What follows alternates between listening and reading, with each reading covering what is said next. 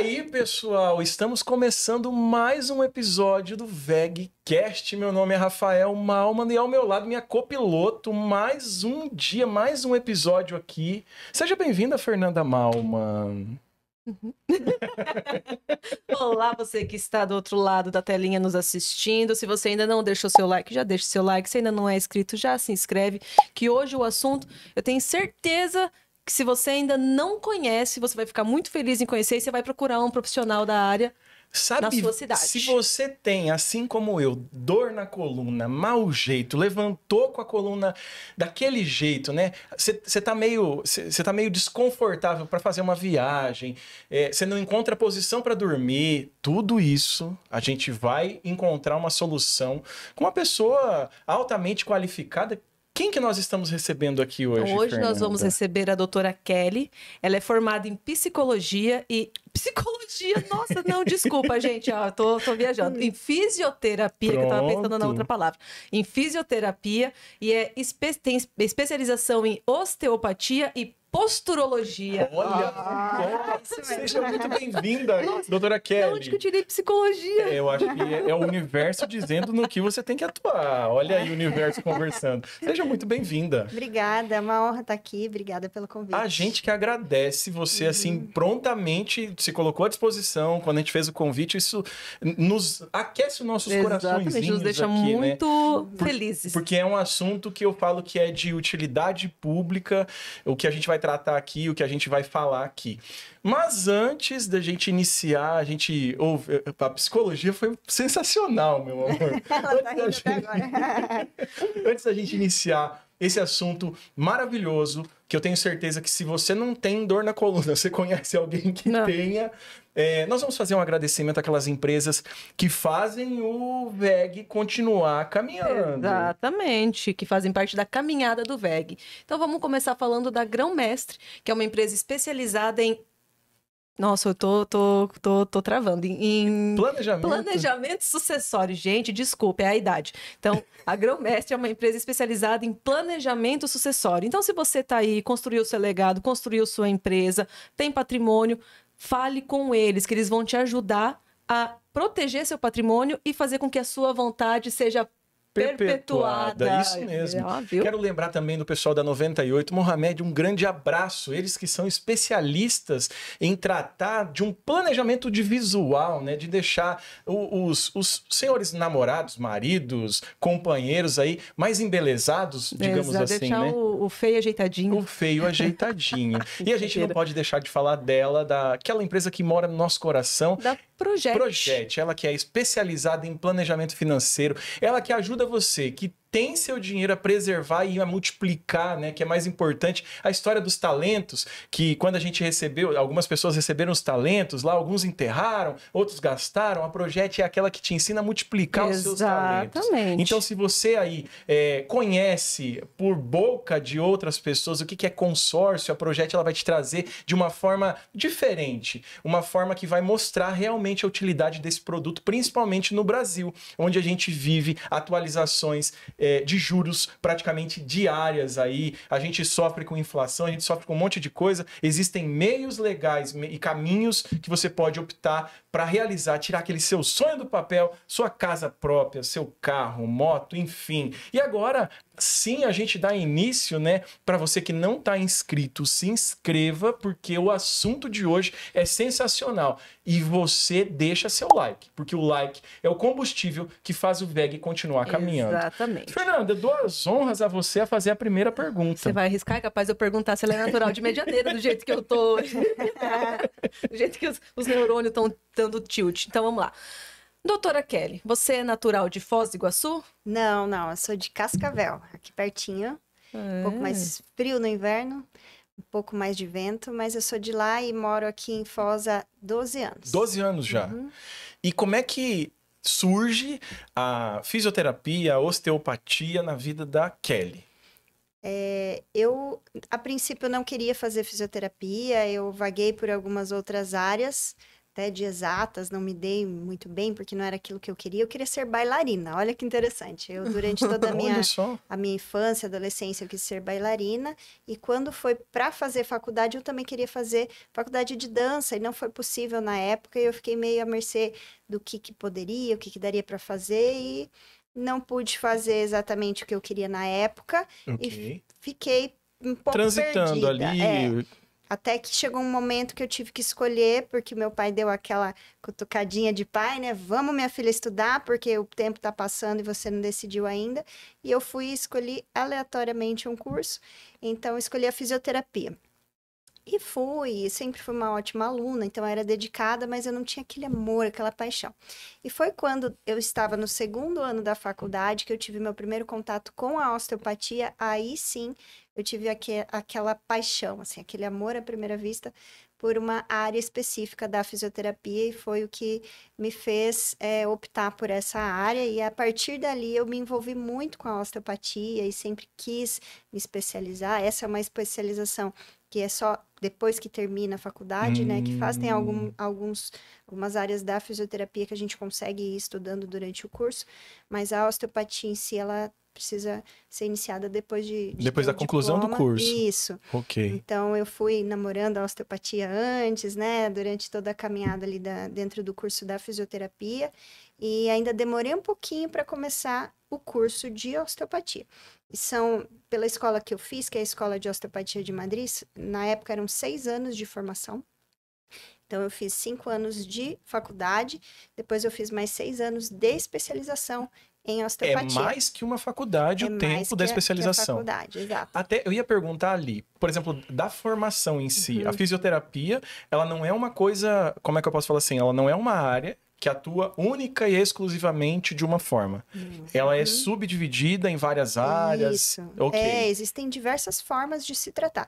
Até mesmo a osteopatia, ela é muito diferente da fisioterapia convencional. Na osteopatia se trata micromovimentos e menos invasivo. Isso, é não invasivo, não invasivo. Né? São manipulações, são ajustes biomecânicos. Vamos comparar um martelinho de ouro. Perfeito. Vai ajustando ali a motricidade fina, vai ajustando os micromovimentos para que o movimento natural do corpo flua, para que aqueles desequilíbrios que causam dores, que causam sobrecarga, causam desgaste, inflamação, para que eles sejam sanados. Então, é um ajuste da biomecânica, é como se fosse levar o carro mesmo na mecânica e dar uma ajustada para que ele consiga... É a revisão do carro, que é necessário ser feito para que ele tenha um desempenho legal. Exatamente. A osteopatia seria isso. Seria isso. Vamos colocar assim, a tradução da osteopatia...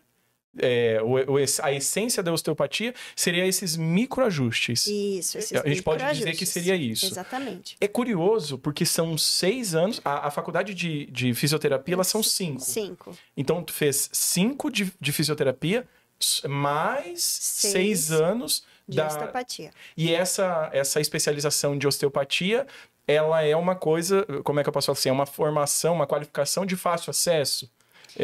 Ou não? Tu comentava aqui nos bastidores, por exemplo, que essa escola que tu fez, ela é uma escola que tem os polos aqui em outros países, imagino, mas ela é de onde? A Escola de Osteopatia de Madrid? Ela é de Madrid, da Espanha, né? ok. Ela é da Espanha e ela se difundiu para todo ela é a maior hoje? É a maior escola de osteopatia do mundo. A osteopatia, ela não tem um pezinho da Espanha. Ela foi desenvolvida nos Estados Unidos por um médico, depois, logo após a Segunda Guerra Mundial, Dr. Andrew Taylor Still. E de lá, médico, né? Ele é da área de medicina, tanto que até hoje, nos Estados Unidos, para um profissional se capacitar em osteopatia, ele tem que ser médico. Lá nos Estados uma exigência Unidos, dos Estados Unidos que ele tenha isso. Nos Estados Unidos, a legalização é para que o médico seja osteopata. Tanto que existem, né, muitos artigos de medicina osteopática, porque lá nos Estados Unidos é assim até hoje. quando foi feita essa difusão para outros continentes e principalmente para a Europa, os médicos na época não aderiram tão bem por conta de fazer muitas cirurgias e muito medicamento, e a essência da osteopatia é manipulativa, né? Então, quem quis mesmo abraçar essa área foi Os os fisioterapeutas. fisioterapeutas. Então, a partir da Europa, foi difundido para o restante do mundo, para fisioterapia, não para medicina. É uma exigência, então, só para o pessoal entender. Nos Estados Unidos é uma exigência que o médico, que a pessoa tenha a formação de medicina. Isso. Para que ele possa exercer essa outra qualidade que é a osteopatia. E aí, para que ela pudesse ter ela se propagasse melhor, foi aceito em outros países que o profissional da área de fisioterapia conseguisse obter essa qualificação. Exato. Tá, lá, essa especialização. Em alguns países lá da Europa, existe a graduação de osteopatia. Então, a pessoa já pode entrar numa faculdade de osteopatia ou pode também ser fisioterapeuta e se especializar. Aqui no Brasil, nós temos somente a especialização para o fisioterapeuta. Então, se tiver, por exemplo, um médico que queira fazer, não pode. Ele tem que ser fisioterapeuta para poder atuar do nosso país. Porque aqui no Brasil, o conselho que qualifica, né, a osteopatia, que reconhece, é a fisioterapia. É o CREFITO. Isso, legal.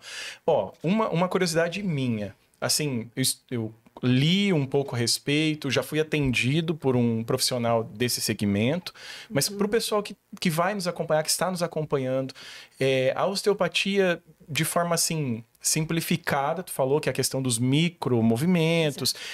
Ela lembra um pouco a questão da microfisioterapia ou são duas coisas bem distintas? Não, são coisas distintas, apesar da microfisioterapia ter sido desenvolvida por 2 osteopatas franceses. Legal. Então, baseado nos estudos da osteopatia, aprofundando, se chegou numa base que é mais emocional, né, ligada das emoções ali, que chega a um conflito que é relacionado à microfisioterapia. Mas não se conversam. Não. Tá. E aí a osteopatia, então assim, por exemplo, eu tenho uma dor no meu tornozelo. Essa dor não necessariamente, vamos colocar assim, o ponto que está doendo é meu tornozelo, mas pode ser que a origem dessa dor seja em outro local. Sim. E você consegue, atuando dentro da osteopatia, identificar este local. É feita uma busca disso? Sim. Poderia comentar pra gente um pouco a respeito? Sim. A avaliação osteopática ela é bem específica. Nós usamos testes ortopédicos para identificar, fazer uma análise, testes biomecânicos, que são clássicos da fisioterapia ou de qualquer outra área da saúde, para identificar disfunções. Mas na osteopatia, nós identificamos bloqueios articulares, bloqueios de movimento, onde que não está movendo como deveria. O ponto de dor, ele na maioria das vezes é uma sobrecarga, é uma consequência, é secundário a um bloqueio que está em outro lugar. Então, se a dor é no tornozelo, pode ser, né? Pode acontecer. Meu tornozelo está com dor porque eu torci o tornozelo. Legal. Então, existe um problema local ali. Mas esse problema local, ele não se limita somente ao local. Entendi. Então, ele vai gerar uma adaptação que sobe para o joelho, que sobe para o ilíaco, que sobe para a lombar também. Então, é muito comum uma pessoa, depois que ela sofre um entorse de tornozelo, ela ter dores na lombar. E ela não relaciona. Porque, eu comecei a ter uma dor na lombar, mas machucou ela? Não. Caiu sentado? Não. Dormiu de mau jeito? Não. O que aconteceu? Eu torci o pé. Então, essa relação dentro da osteopatia é muito clara, porque existem as vias de lesão. Uma coisa atrapalha a outra, sabe? Exatamente igual o carro. Tem como se fosse uma engrenagem? Isso, exatamente. Como se fosse uma engrenagem. Então, uma coisa interfere na outra, porque é tudo interligado. Então, nós temos os mecanismos de ação e de adaptações, que elas são avaliadas dentro da osteopatia, e a visão osteopática é de um investigador. Então, nós vamos investigar o que não está funcionando bem aqui. Então, tem os testes, né? Tem toda a avaliação de coluna, avaliação articular, avaliação de tensões, tanto viscerais, de crânio, porque a osteopatia, ela não trabalha apenas parte músculo-esquelética, que é o que a maioria das pessoas que conhece, né? Conhece a osteopatia por essa parte músculo-esquelética, aquelas técnicas de thrust, que são as técnicas de estalar, que é uma delícia. Quiropraxia é semelhante. Assim, tá. tem algumas técnicas que são da mesma forma. São parecidas, mas são coisas distintas também. Ok. Então, dentro da osteopatia, o que mais se conhece é, eu tô com uma dor na coluna, vou fazer osteopatia por conta dessa dor na coluna. Eu tô com um problema aqui no meu joelho, vai lá na osteopatia. Então, essas técnicas mais musculoesqueléticas, elas são mais evidenciadas, mas a osteopatia não é só isso. A osteopatia trata problemas viscerais, problemas de órgãos. Por exemplo, uma gastrite, por exemplo, um refluxo gastroesofágico, que existe ali todo um comprometimento do controle que fecha esse esfíncter, que pode deixar o esfíncter do estômago um pouquinho mais aberto e causar um refluxo. Isso é muito comum depois de impacto. Por exemplo, um acidente de carro que fez um chicote da cabeça. Então, é bem possível que a pessoa fique com refluxo depois. E isso vai piorando, se não for tratado, vai causando consequências. Esse efeito rebote, chicote que teve, por exemplo, de um acidente, ele pode gerar uma lesão do intestino. Pode causar refluxo gastroesofágico.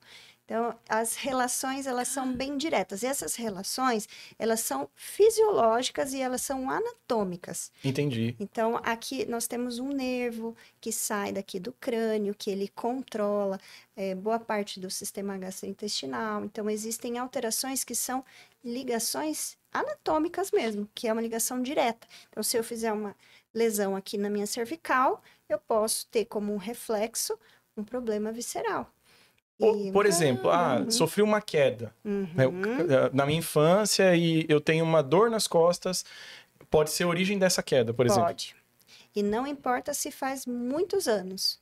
Essa dor, ela pode se manifestar ao longo da vida, não necessariamente logo após. Pode passar um tempo depois disso? Muito tempo sem dor nenhuma, sem problema nenhum, porque o nosso corpo tem uma capacidade adaptativa muito grande. De conviver com aquilo, de adaptar o corpo. Então, é como se fosse somando as disfunções. Teve lá na minha infância, eu caí, né? Uma queda. Não precisa ser uma coisa muito grave. Mas eu nunca quebrei nada. Mas eu caí de bicicleta e capotei quando era criança, com a bicicleta. Tá tudo bem, saiu andando, deu uma raladinha lá no joelho. Mas pode ter acontecido ali muitas disfunções. Essas disfunções não são necessariamente doenças, né? Elas não são necessariamente algo assim, nossa, eu percebi que depois que eu caí eu fiquei assim. Não, pode ser que tá tudo normal ali, tá tudo legal. Mas o movimento ficou pode estar comprometido, alguma coisa. Aquela função que inclinava para lá e para cá, para frente, para trás, inclina para cá, para lá já não vai, sabe? Então vai um pouquinho só. Aí o que o corpo faz? Ele se adapta. Ele se adapta, fica um pouquinho inclinado para o outro lado e assim vai convivendo. Aí vai chegar um momento que eu vou, por exemplo, para a academia e eu chego lá e eu, machuquei na academia. Não necessariamente. Pode ter tido origem daquilo lá de trás. Estava bloqueado, estava travado. E a hora que eu peguei um peso, aí o meu corpo não conseguiu administrar aquela distribuição de carga de peso ali e aconteceu um problema. Então, existem muitas situações dessa forma. Porque o nosso corpo vai se adaptando, mas chega um momento que ele pode sofrer. E quando chega esse momento de sofrimento, que é quando as pessoas buscam um tratamento ajuda, osteopático. E a partir de que idade você pode iniciar um tratamento ou pode fazer uma consulta quando maior, velho, na fase adulta ou não? Desde de bebê você já consegue, porque você falou do refluxo, tem muitas crianças que nascem com essa questão do refluxo. E pode ter origem, por exemplo, da posição que o bebê estava na barriga? Pode. Olha isso, gente. Pode sim. O que acontece, né, com os bebês, a osteopatia pediátrica, ela surgiu bem depois da osteopatia adulto. Então, lá por volta de 1945, a osteopatia adulto, e lá por 1980 começou a se estudar um pouco mais. Por quê? Porque os bebês, principalmente se tratando de bebês mesmo, não de pediatria no geral, né, crianças maiores, mas os bebês, eles têm uma anatomia muito diferente do adulto. O crânio do bebê, ele é todo subdividido em pequenos ossinhos, né? Ele não é um crânio como o nosso de adulto. Então, para realizar as técnicas osteopáticas em bebês, é diferente a maneira da posição da mão, é diferente a tensão que precisa colocar, é diferente o que a gente busca ali, né? A fluidez do movimento é tudo diferente. Até, por exemplo, a mãozinha. Nós temos a Aurorinha que tem, vai fazer 3 anos. Até a mãozinha, né? Não tem a ligação como é que... É isso, né? Dos ossinhos, eles ainda não estão igual do adulto que exato. Tem uma cartilagem de crescimento, que é como se fosse um intervalo no osso. O osso, ele não é inteiro, né? Principalmente nos ossos longos, dá pra gente ver no raio-x. Se tirar um raio-x, vai ver que... Parece que tem os espacinhos. Parece como se tivesse quebrado. Tem ali as regiões de epífise de crescimento, que é através dali que ela vai crescendo o ossinho. Entendi. Aí lá por volta dos 14 anos, a coluna começa a ficar completamente como uma coluna de adulto. Mas antes, tá tudo como se tivesse pedacinhos de osso e pedacinhos de cartilagem, e através desses pedacinhos de cartilagem que vai crescendo a parte óssea das crianças. Então, nos bebês é muito interessante o tratamento osteopático, porque o próprio fato de ficar dentro da barriga, dependendo de onde ficou o contato da cabeça do bebê com a pelve da mãe, se ficou ali no osso, né? Se o bebê não conseguiu virar com a cabecinha para baixo, ficar cefálico, né? Ele ficou lá sentadinho, então vai pegar todos os órgãos da mãe. Acaba comprimindo. Apertando ali o crânio. Então, é muito comum nos bebês que ficam sentadinhos ter uma cabeça meio achatada, por conta da pressão que fez ali. Mas mesmo se eles conseguiram virar, dependendo do contato, às vezes fica com a mãozinha, né? No ultrassom dá pra ver que tá com aquela mãozinha, e os bebês grandes, eles vão ficando com cada vez menos espaço. Existem as disfunções de parto, então quando o parto é muito demorado, ou quando precisa utilizar algum tipo de instrumento para tirar, como o fórceps, a espátula, né? Acaba talvez machucando ali, naquele momento. Então ali, né? Porque o que a gente precisa priorizar? A vida do bebê e a vida da mãe. Claro. Então, o que for necessário fazer, faz. Tem que fazer. E depois a gente resolve. Depois ajusta lá com a osteopatia e fica tudo certo. Né? Essas posições, por exemplo, irregulares de pisar, isso a gente consegue tratar também, por exemplo, com a osteopatia? Consegue. Tipo, eu não sei os nomes técnicos. Isso. É possível tratar. É possível. Existem várias situações, né? Pode acontecer. O pé, ele não... A gente não trata somente o pé. Quando tem um problema ali no pé, precisa identificar se aquele pé é a causa ou se o pé é uma consequência de alguma outra situação que vem de cima para baixo. Então, pode ser que o pé seja a causa, pode ser que o pé seja a consequência, ou pode ser que seja os dois. Tem uma causa no pé e uma consequência também no pé, que daí é a pisada mista, né? Tem a cadeia que vem de cima, a cadeia que vem de baixo. Então, isso dentro da posturologia é muito abordado. A posturologia, que é o estudo da postura. Então, da formação que eu tenho, que é a posturologia osteopática, nós identificamos 5 entradas sensoriais, que seria como 5 origens da onde o nosso corpo se regula para manter a posição que nós ficamos quando a gente está em pé, relaxado. O que faz eu ter a postura que eu tenho? Então, são 5. Os pés, tanto a pisada, o jeito que está posicionado o meu pé, se está mais para frente, mais para trás, o peso, se está desequilibrado, ou se eu tiver uma perna um pouquinho maior que a outra, que é muito comum. É mais comum ter uma perna diferente da outra do que as duas bem iguais. Então, isso causa uma cadeia de adaptação, que vem de baixo para cima, chama cadeia ascendente de adaptação. Então, começa lá nos pés e vai modificando a posição do joelho, do quadril, da coluna, e vem vindo até a cabeça. Então, é uma cadeia de baixo para cima. Quando existem situações em que a postura como um todo está sendo influenciada pelo mau posicionamento dos pés, existem testes para serem realizados e, se for o caso, fazer uma palmilha para ajuste.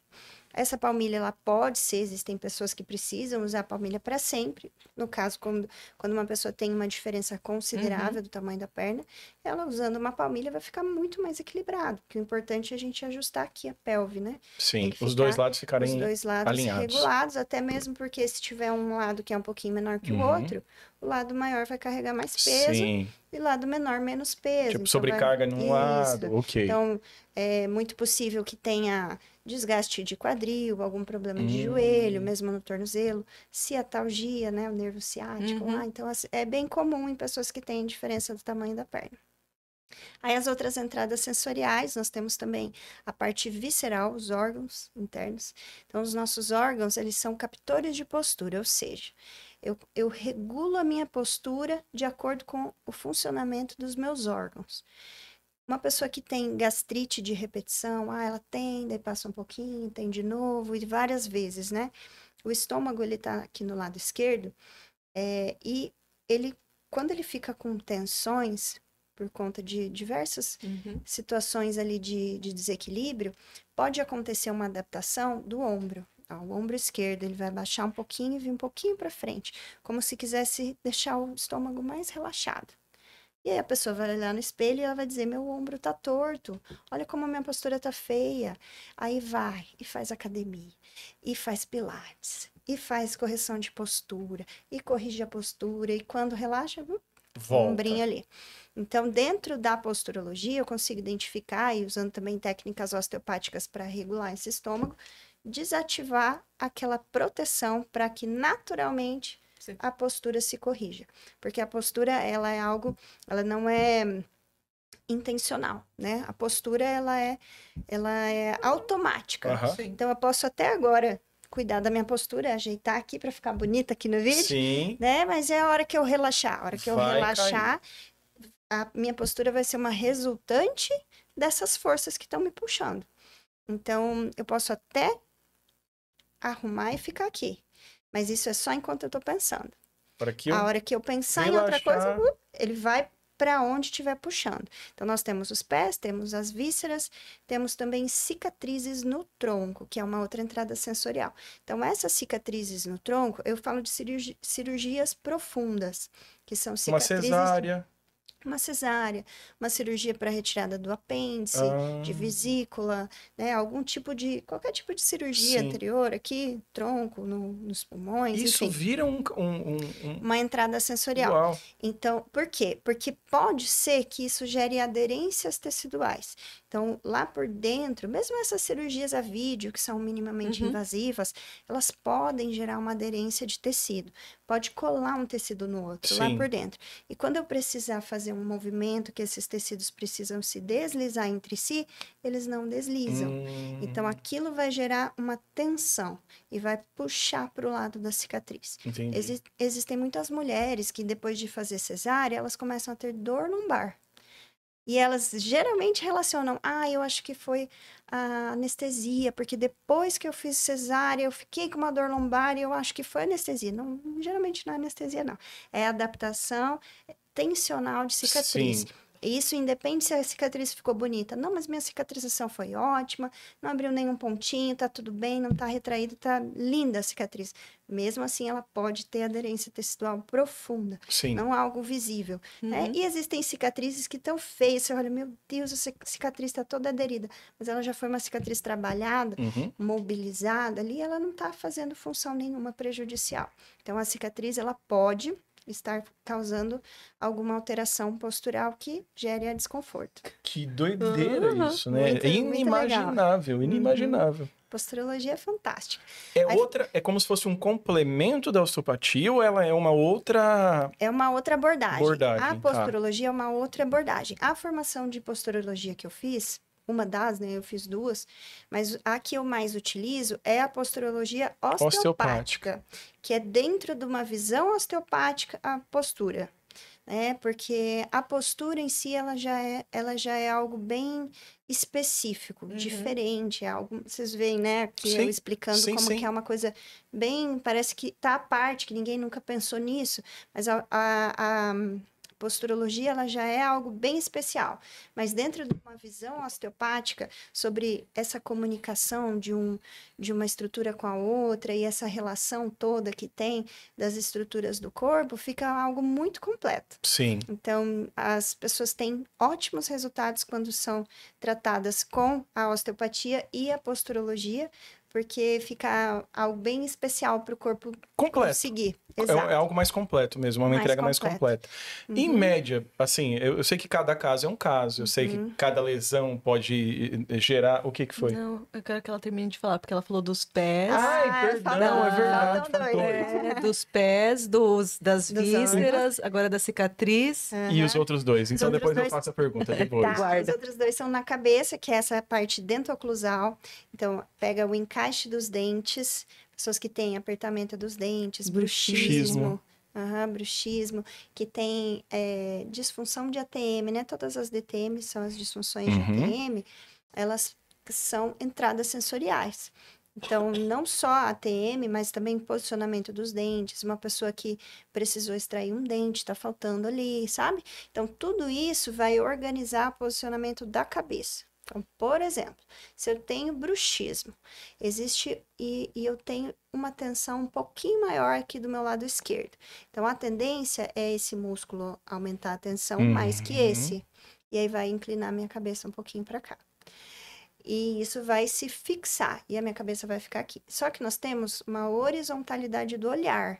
A nossa postura, ela se equilibra através da visão. É uma das possibilidades de se equilibrar.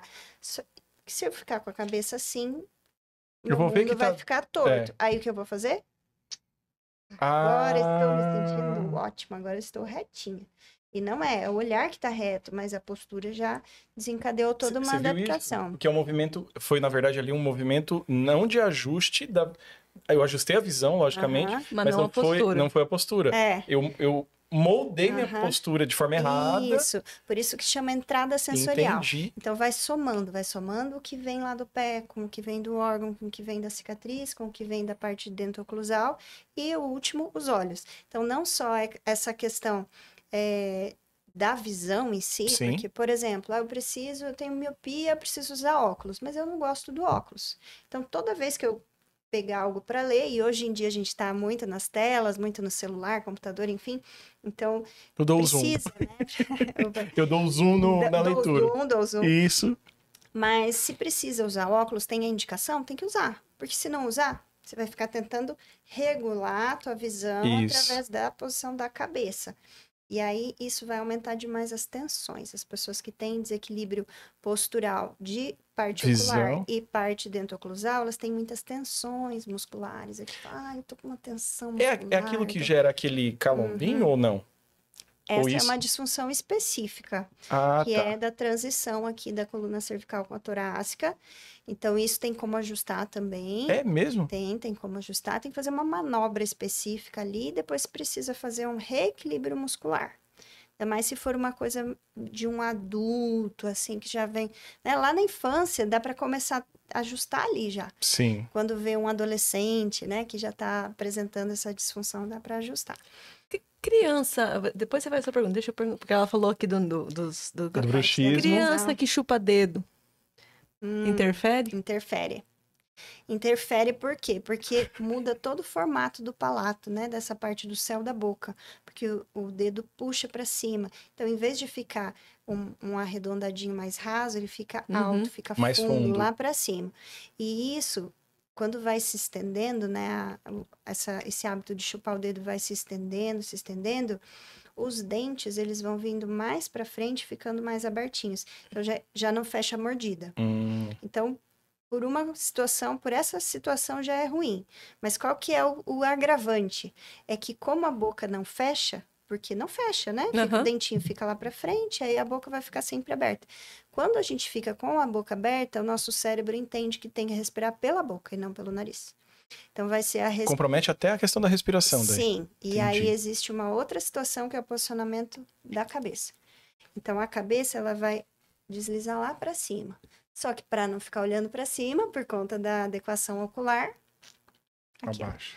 E aí vai ficar essa postura. Com uma extensão de cervical alta, né? Então ela vai levantar aqui para melhorar a respiração. Crianças que têm essa respiração bucal, elas tendem a ter uma extensão de cervical alta. E para regular o olhar, dá aquela curvadinha aqui na coluna.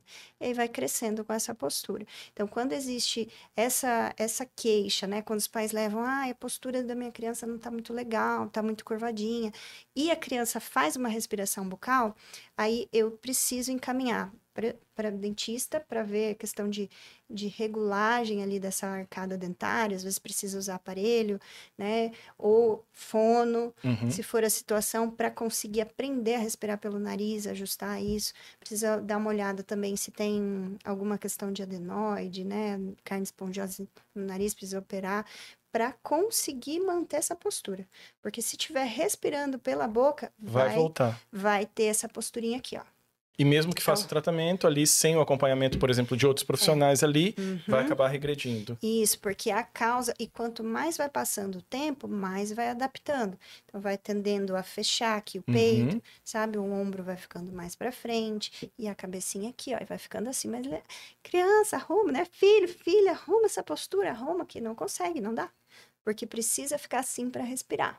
Respirar pela boca precisa. É a posição que encontrou para... Isso, é a posição que facilita a respiração bucal, essa aqui. Aí precisa corrigir, né? Qual é a causa, ajustar. Você tá me olhando aqui, você tá me penalizando porque eu deixo a Aurorinha chupar dedo. Na verdade, né? são os dois que eu lembrei agora, a Aurora chupar dedo e o Benício com os dentes rangentos. Com o bruxismo. Que idade que ele tá? Ele tem 5. Trato várias crianças com bruxismo na infância. Até menores. É mesmo? 3 anos, 2. E o processo de resposta é rápido? Era essa a pergunta. Ele não, tranquilo. É rápido, então, rápido que eu diria, sei lá, 10 sessões. É por sessão que a gente fala? Ok. É que é traçado um plano de tratamento, né? Dependendo do caso.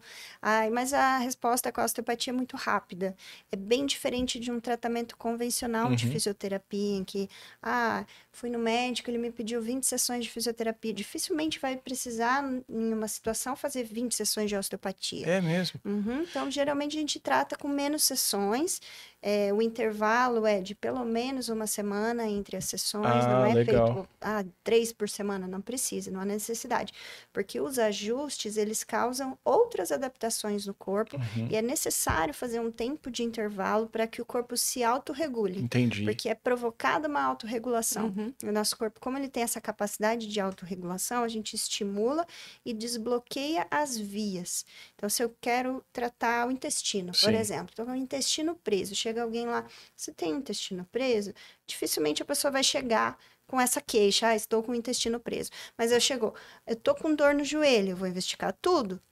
Vou chegar lá na parte visceral, né? Aí cheguei lá na resposta, eu tenho o intestino preso. Ok, vamos liberar essa via de acesso para melhorar a função também do intestino, não só porque veio lá porque o joelho está doendo.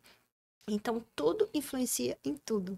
Não tem como separar uma coisa da outra. Quero tratar só isso aqui. Não, porque a origem pode ser outra até chegar naquilo, né? E vai influenciando. E se eu tratar o joelho, tratar as coisas que estão diretamente ligadas ao joelho, por exemplo, as articulações mais próximas, que geralmente tem uma relação direta, tornozelo e a pelve, aqui o quadril, né? Coluna. Essa região, ela está diretamente ligada ao joelho. Então, não tem como a gente ir lá e ficar tratando, fazendo exercício de fortalecimento, de alongamento do joelho, sendo que o pé é a causa, ou a pelve é a causa, a gente precisa tratar tudo. Mas a pelve é a causa, só que o que está fazendo a pelve ficar assim nesse movimento é o intestino que não está funcionando bem. Então, eu preciso resolver essa questão intestinal, eu preciso liberar a cicatriz para conseguir fazer esse corpo fluir e se ajustar e se autorregular para que ele consiga ficar sem dor. E é possível. É igual eu comentava nos bastidores aqui. Eu tenho muito desafio para viajar, por exemplo, de avião. É engraçado que se for uma viagem de carro e eu estou dirigindo, eu não tenho dor nenhuma. Eu não sei se é pelo movimento de troca de aceleração, de freio e tal. Eu não sei, eu não tenho esse tipo de problema. E pode ser qualquer carro.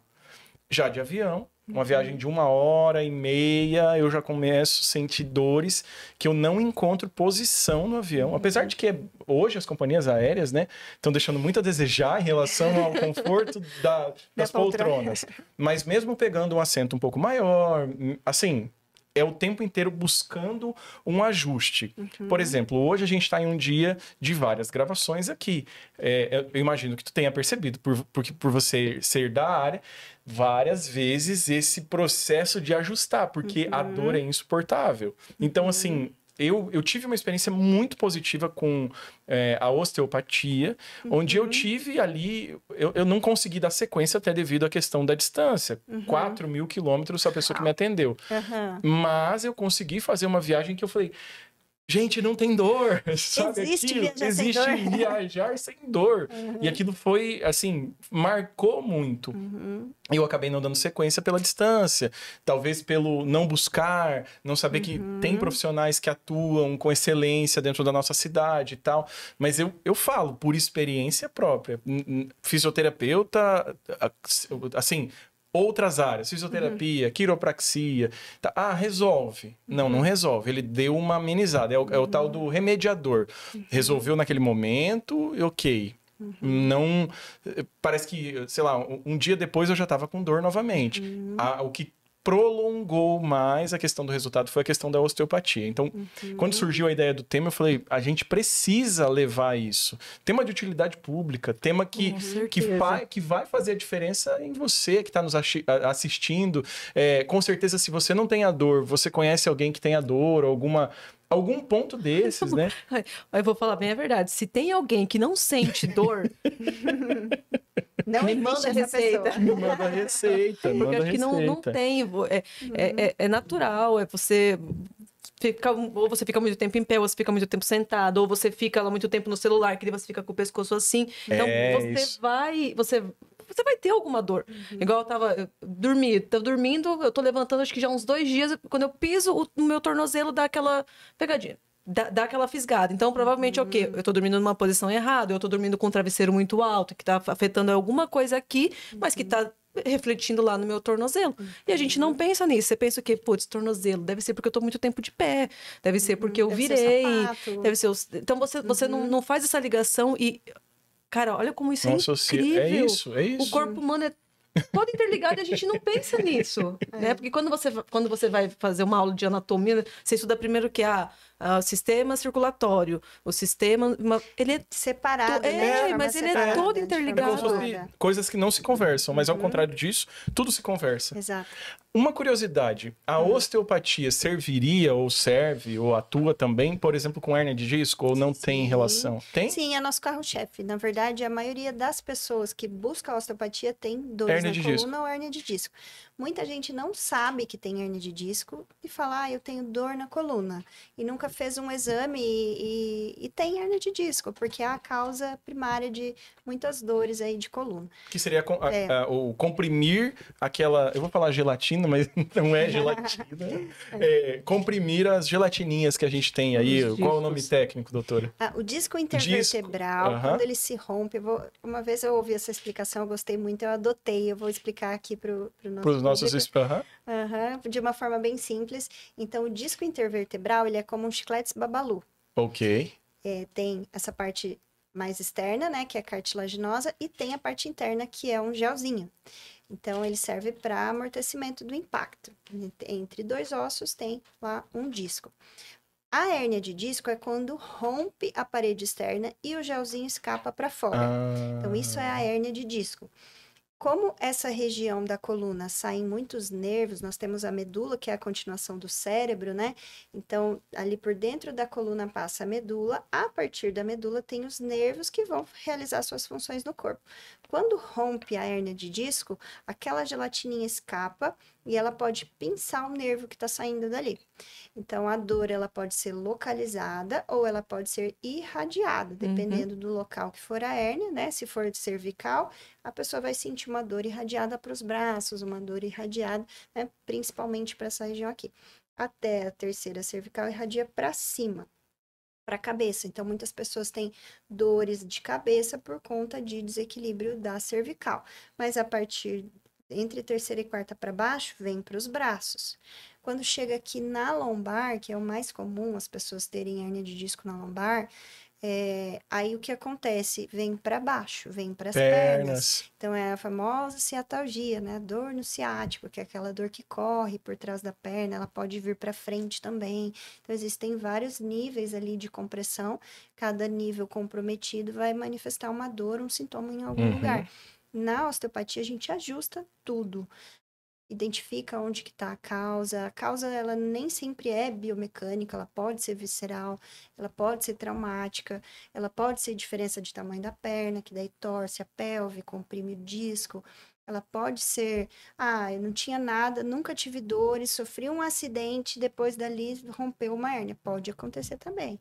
É difícil acontecer, mas pode acontecer. A hérnia de disco, ela é mais um processo crônico degenerativo.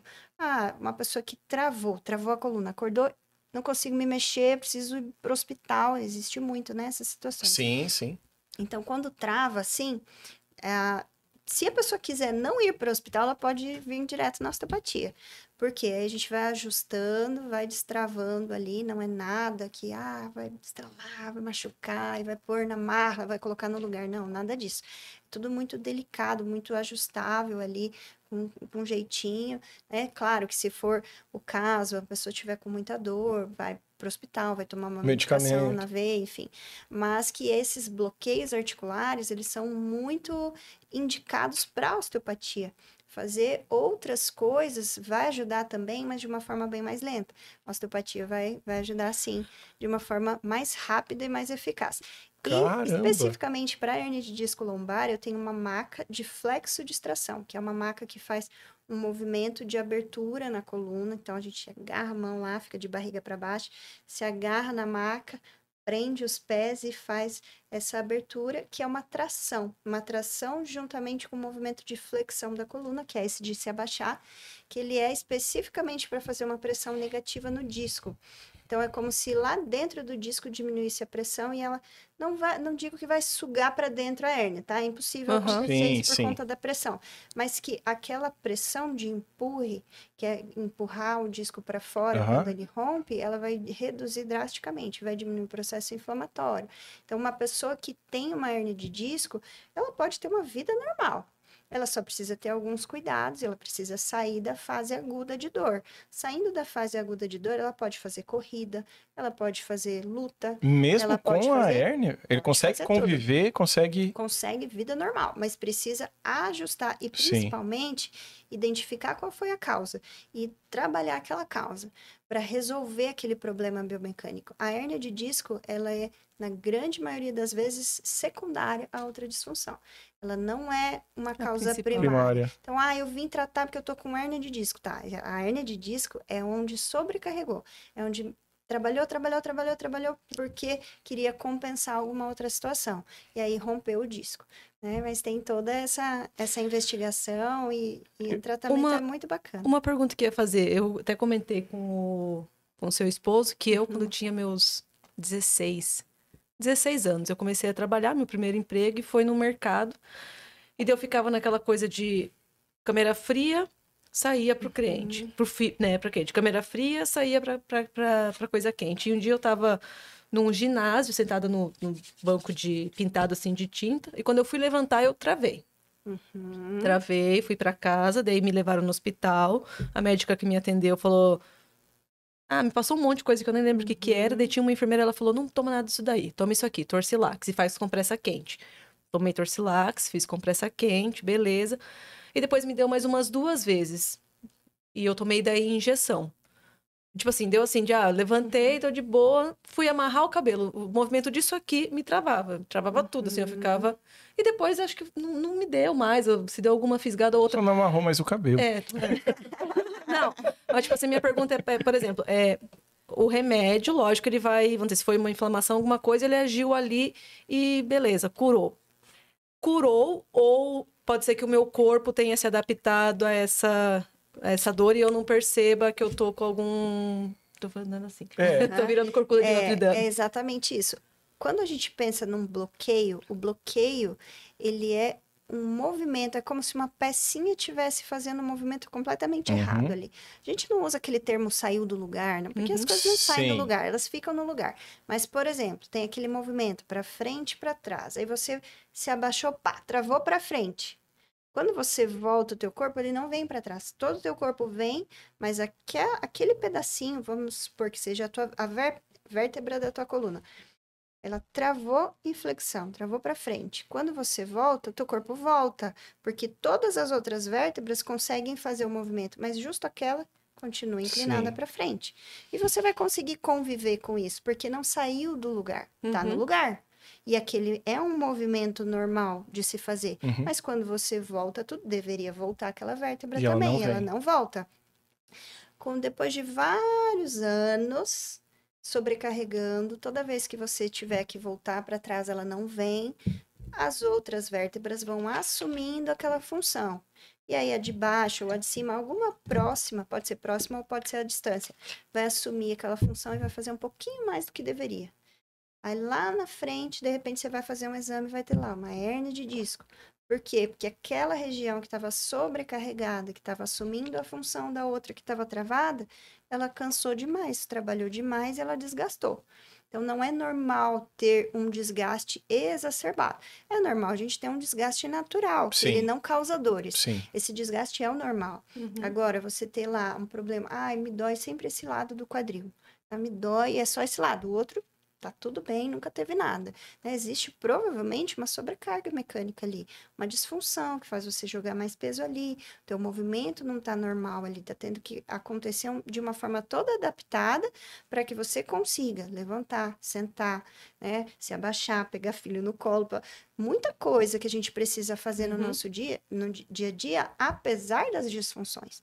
Então, quando se pensa um bloqueio, teve um bloqueio, travou a coluna, vou só tomar remédio, vai resolver?